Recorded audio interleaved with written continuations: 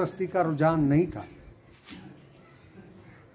उससे अमेरिका ने किराए के टट्टू भेजकर उसके खिलाफ एहतजाज कराया और इतना तंग किया कि उसके सदारती महल को घेर लिया। वो इस्तीफा देकर चला गया। उसके बाद अमेरिका इस फिल्मी ड्रामे के अदाकार को ले आया और इन्होंने आकर पहला काम यह किया कि वहाँ की कम्युनिस्ट पार्टी पर पाबंदी आयद की, क्योंकि कम्युनिस्ट पार्टी बिरादरियों के दरमियान हम आहंगी की बात कर रही थी। दूसरा काम यह किया कि रूसी नस्ल के जो लोग थे उनको कहा कि टीवी और रेडियो पर रूसी ज़बान नहीं आएगी। फिर उन्होंने कहा रूसी ज़बान स्कूलों में जो पढ़ाई जाती है वो बंद की जाएगी। और उसके बाद बाल कटवा के ये क्या कहते हैं, गंजे बनकर गिरोह बने गंजों के, जो रूसी आबादियों में जाके औरतों को छेड़छाड़ करें, मर्दों को मारना शुरू कर दिया। इसके नतीजे में इश्तियाल बढ़ता गया। अब उस तरफ भी हमले होने लगे, इस तरफ से भी हमले होने लगे। ज़ाहिर है आबादी यूक्रेनों की ज़्यादा है, रूसियों की बहुत कम है। इस वजह से उसकी सपोर्ट उसे मिलती रही। अब अमेरिका चाहता था कि जब भी कोई सरमाएदार मुल्क इंतहाई बहरान में फंसता है तो वो जंग की तरफ जाता है। तो अमेरिका को एक नई जंग की तलाश थी। अफगानिस्तान की जंग बंद हो गई थी। तो अमेरिका की सबसे बड़ी मईशत जो है वो असले की मईशत है। और अमेरिका की दो पार्टियां हैं, एक है डेमोक्रेटिक पार्टी, एक है रिपब्लिकन पार्टी। रिपब्लिकन पार्टी तवानाई के जराए यानी बिजली, गैस, पेट्रोल, उनके सरमाएदारों और असले के सरमाएदारों की नुमाइंदा है। जो डेमोक्रेटिक पार्टी है वो कंज्यूमर्स, अशियाए सर्फ की चीज़ों की सरमाएदार है।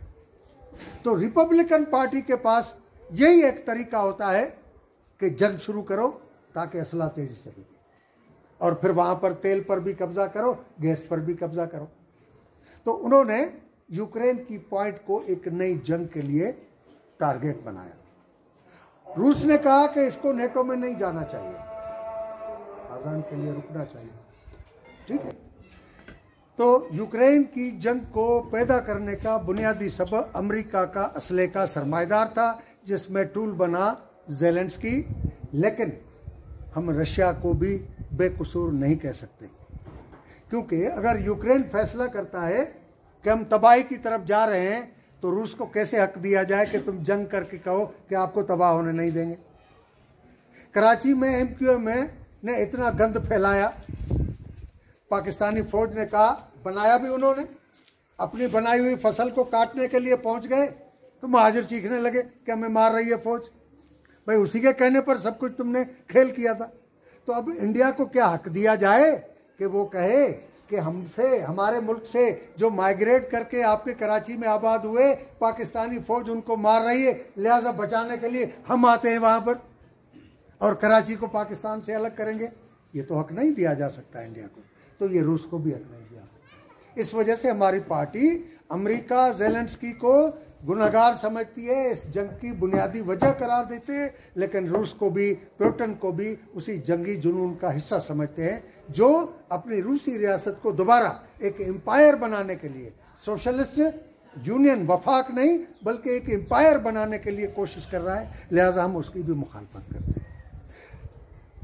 अशरफ गनी अफगानिस्तान में एक बुनियादी बात है कि अशरफ गनी बुनियादी तौर पर अफगानिस्तान के अफगानी अवाम का नुमाइंदा नहीं था, वो अमेरिका का नुमाइंदा था। उन्होंने कुछ काम किया, उसके नतीजे में अफगानिस्तान की अवाम भी उसे पसंद करने लगी और उसकी सपोर्ट भी मिलने लगी। लेकिन अमेरिका ने जब तय किया कि हम यहाँ से जा रहे हैं क्योंकि ग्रेट गेम का नया फेज शुरू करना है, वो ग्रेट गेम का नया फेज क्या शुरू करना है कि चीन को चाबहार पोर्ट जो उन्होंने खरीदा है, इधर इमरान ने ग्वादर पोर्ट को नाकाम बनाया, चीन ने 400 अरब डॉलर की सरमाएकारी करके ईरान में चाबहार पोर्ट खरीद लिया। तो अमेरिका ने कहा कि ईरान से जो चीन के कंटेनर और टैंकर आएंगे वो काबुल से, पूरे ईरान से गुजरेंगे, अफगानिस्तान से गुजर कर चीन जाएंगे। तो इसको चीन को यहां से गुजरने नहीं देना। अमेरिका मुज़ाकरात के जरिए गया है, कतर में मुआहदा हुआ है, उस मुआहदे के बाद गया है, लेकिन उसके बावजूद सारा असला क्यों छोड़ के गया? दो चीज़ों पर नज़र रखें। जब अफगानिस्तान में तालिबान के साथ अमेरिका के मुज़ाकरात शुरू हुए और अमेरिका वापस जा रहा था, तो सबसे कम थोड़ा बॉर्डर किसका लगता है अफगानिस्तान से? चीन का। कितने किलोमीटर? 45 किलोमीटर। ईरान ने अफगानिस्तान के बॉर्डर पर कितनी फौज बिठाई? 1 लाख।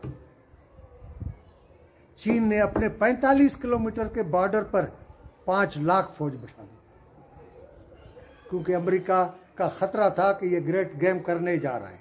और अमेरिका ने ये समझा कि तालिबान का शहरों में हुकूमत होगी, देहात में नहीं होगी। देहात में दाइश भी होगी, बोको हराम जैसी तंजीमें भी होंगी, सारे खूनख्वार मौजूद होंगे, और वो पाकिस्तान को भी डसेंगे, उज़्बेकिस्तान को भी डसेंगे, ताजिकिस्तान को भी डसेंगे, चीन में भी दहशतगर्दी फैलाएंगे। इस मकसद के लिए वो अचानक चला गया, सारा असला छोड़ के गया कि ये लड़ाकों के हाथ लग जाए।